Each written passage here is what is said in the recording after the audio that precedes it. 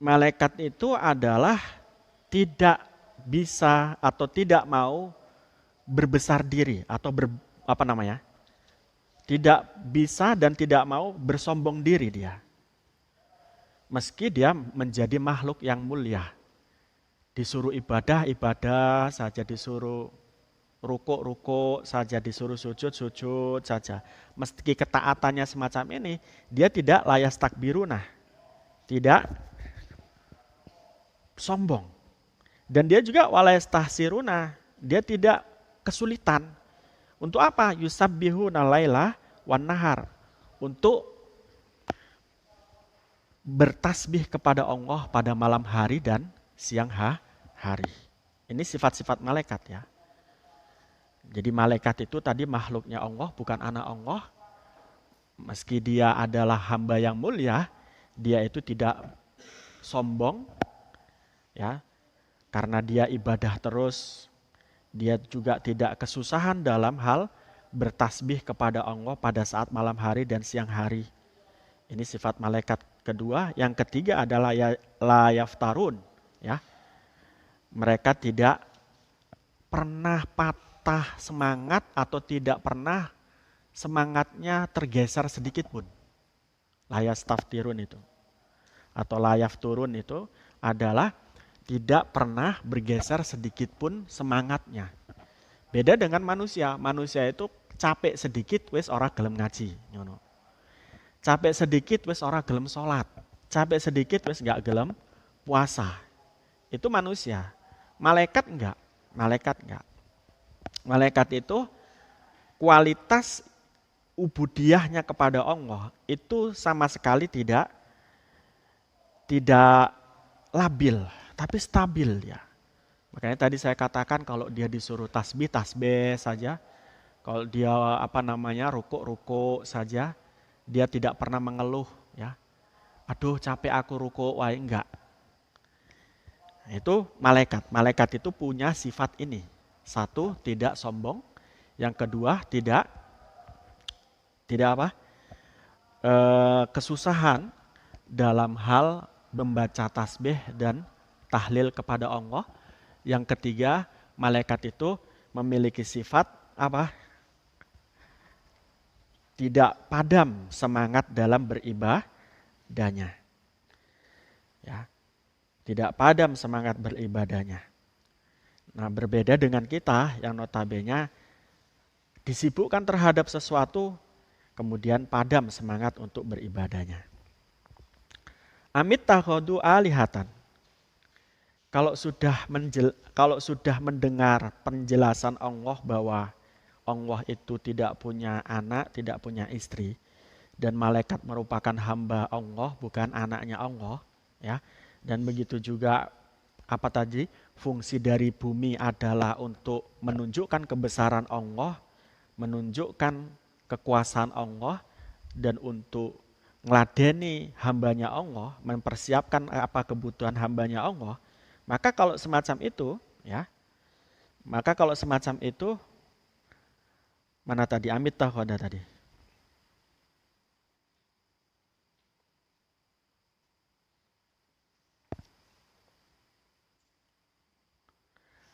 Amit takhoda alihatan, apakah kamu mau mengambil Tuhan atau membuat Tuhan lagi minal ardi di bumi? Sementara kamu tadi sudah tahu bahwa yang menciptakan langit dan bumi ini adalah Allah. Allah tidak punya istri, tidak punya anak. Dan malaikat adalah merupakan hambanya Allah. Apakah kamu mau membuat Tuhan lagi? Gitu. Bimakna bal. Lil intikoli tudu makna li intikoli tudu makna intikol wa hamzatil ingkari lan hamzah ingkar. Jadi tetapi gitu ya. Ittakhadu alihatan. Tetapi kenapa kalian mengambil apa tadi? Tuhan atau menjadikan Tuhan minal ardi dari bumi ini. Ya, mereka membentuk Tuhan sendiri dari bumi yang Allah ciptakan.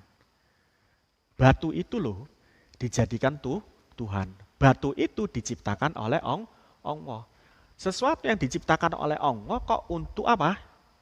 Berkhianat kepada Allah, mengkufuri atau kufur terhadap Allah. Ini kan aneh. Sementara batu itu adalah ciptaan Allah. Ciptaan Allah kok disangkakan itu adalah Tuhan. Kan aneh. Untuk mengingkari adanya Tuhan. Itu kan gak wajar.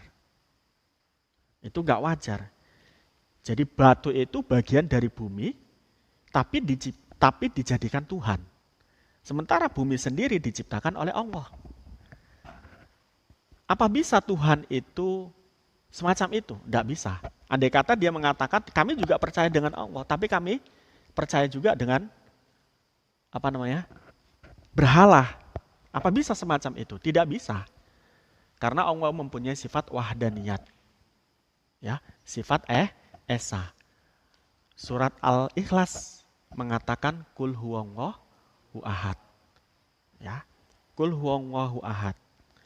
Jadi jangan buat Tuhan lagi dari bahan dasar yang telah diciptakan oleh Allah, baik dari batu, dari emas ataupun dari perak. Jangan, ya. Hum utawi aliha, ya, Tuhan-Tuhan itu iku yungashiruna, bisa gelar sopo aliha, yuhyi yuna tegese iso nguripake sopo aliha al mauta ing wong kang mati. Lah, ndak. Kamu mengira berhala itu bisa menghidupkan orang mati. Baik yang terbuat dari batu ataupun terbuat dari perak ataupun terbuat dari emas. Enggak, bukan dia yang sejatinya menghidupkan orang mati. Tapi Allah. Tapi kenapa Allah kok menghidupkan orang mati melalui perantara batu atau berhala-berhala tadi? Kira-kira apa fungsinya? Sekali lagi adalah untuk menguji keimanan seseorang. Toh nanti saat di akhir kiamat itu juga sama. Allah menciptakan makhluk yang sengaja untuk menguji keimanan manusia. Salah satunya adalah perempuan. Salah satunya adalah harta. Emas perak itu kan harta. Itu diciptakan oleh Allah untuk menggoda kita, menguji keimanan kita. Terakhir nanti saya katakan tadi, ketika kita akan menjelang hari kiamat, Allah juga menciptakan Dajjal. Dajjal itu juga sama fungsinya untuk menggoda kita agar kita tidak beriman atau menguji kita, iman kita ini kuat atau tidak dalam keimanan kita atau malah kita mengikuti kepada Dajjal. Dajjal itu diberi oleh Allah kekuatan apa? Kekuatan bisa menghidupkan orang. Bisa mewujudkan apa keinginan orang. Jadi besok kalau ada orang miskin minta kepada Dajjal pasti dikasih. Bisa jadi orang kaya. Ada orang keluarganya meninggal, kok dia pingin, orang ini kok pingin keluarganya atau ya bapaknya atau ibunya itu pingin hidup lagi, maka dihidupkan oleh Dajjal. Itu hakikat yang menghidupkan, hakikat yang memberikan adalah Allah. Tapi Allah menciptakan kekuasaan tersebut, ya diberikan kepada Dajjal agar Dajjal menggoda dan menguji keimanan kita. Itu juga akan terjadi esok, bahkan sekarang, kan gitu kan? Bahkan sekarang. Ya. Jadi gak heran ketika pada saat di zaman-zaman terdahulu batu itu bisa menghidupkan orang mati. Karena itu bagian daripada ujian kita untuk beriman atau tidak. Hal ini sama dengan kasusnya Dajjal. Dajjal itu dikasih kekuatan oleh Allah untuk menghidupkan orang mati. Nah pada saat itulah kemudian kita beriman kepada Allah atau beriman kepada Dajjal. Kalau kita beriman kepada Dajjal, celaka kita. Sebagaimana orang-orang terdahulu memang tidak ada Dajjal tapi ada berhala yang difungsikan oleh Allah menjadi sesuatu yang menggoda mereka untuk beriman atau tidak. Jadi sekali lagi bukan batunya, bukan berhalanya, bukan sesuatu yang disembah oleh mereka yang memberikan, kekuatan bisa menghidupkan orang mati, tetapi Allah lah yang memberi kekuasaan itu. Nah, dalam kaitan ini terbukti kita ini. Terbukti pada saat ini, kita kalau tidak diberi oleh Allah kekuatan, niscaya kita tidak sampai sini. Niscaya kita tidak sampai sini. Kalau kita tidak diberi kekuatan untuk berjalan, niscaya kita juga tidak sampai sini. Ya, meski berusaha bagaimanapun kan gitu. Yang menyampaikan kita di sini adalah Allah. Termasuk kita ngucap, ngomong, ini yang memberi kekuatan adalah Allah. Maka dalam doa pun juga sama dengan hal keilmuan kita. Ilmu kita asalnya adalah milik Allah yang diberikan oleh Allah kepada kita. Kemudian kok ada orang menyoraki kita, membangga-banggakan kita, menghormati kita karena kita punya ilmu, harusnya sadar diri. Harusnya sadar diri. Lah kenapa kita harus sombong? Lowong itu asalnya adalah kekuatannya Allah. Nah itu begitu. Sehingga tidak ada berhala-berhala memberhalakan diri. Menuhankan diri sendiri. Sombong itu adalah menuhankan diri. Sok punya kekuatan, sok punya segalanya. Ya. Nek dulu saya di pondok itu, yai saya, Kiai Jamal itu sering mengingatkan, ya kita harus tawaduk. Tawaduk itu bagaimana? Duduk sopo-sopo, ora iso opo-opo, orang duwe opo-opo.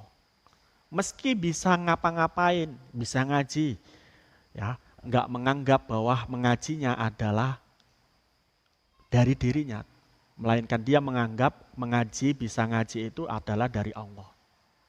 Duwe harta, duwe mobil, duwe omah, gak menganggap harta dan mobilnya atau rumahnya itu hasil keringatnya. Melainkan itu pemberian dari Allah. Hal ini bisa dibuktikan banyak orang bekerja dari malam sampai siang, gak banyak hasilnya. Kalau Allah gak memberikan banyak hasil. Ibaratnya begitu. Ibaratnya itu adalah seperti memang kita harus menyadari bahwa kita ini seperti orang yang mencari ikan. Orang yang mencari ikan apa bisa dipastikan rizkinya? Enggak, harusnya kita sadari semacam itu. Nah sementara kok bisa stagnan, stabil, hasil kita digaji 5 juta per bulannya, itu sebetulnya hakikatnya tidak sama. Nanti dari 5 juta itu kok kena tilang. Numpak mobil kena tilang. Kok dari 5 juta itu kok hilang. Kok dari 5 juta itu kok ternyata kita sakit. Paham? Berarti yang tidak pada kita, yang bukan yang kita pegang, itu adalah bukan milik kita.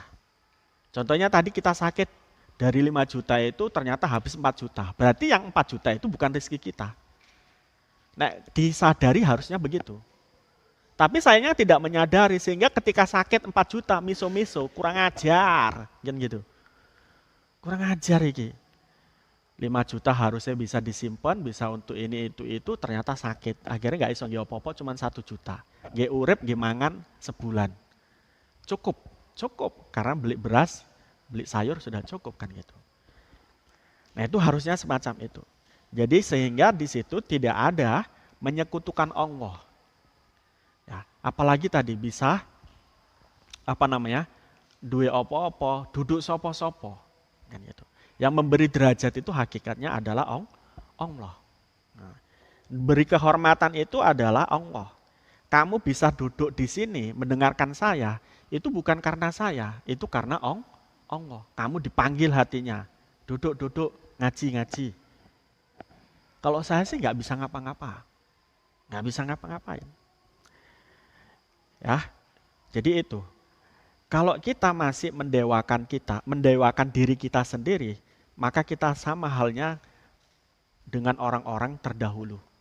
Di mana orang-orang terdahulu tidak mendewakan diri sendiri, tapi mendewakan batu dan emas dan lain sebagainya untuk sesembahan mereka.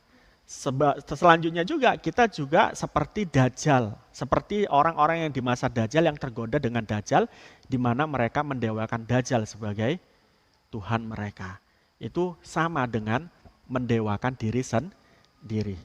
Nah, harusnya bagaimana tadi itu? Duduk sopo-sopo, ora iso opo-opo, randuwe opo-opo. Sehingga tidak ada mendewakan diri.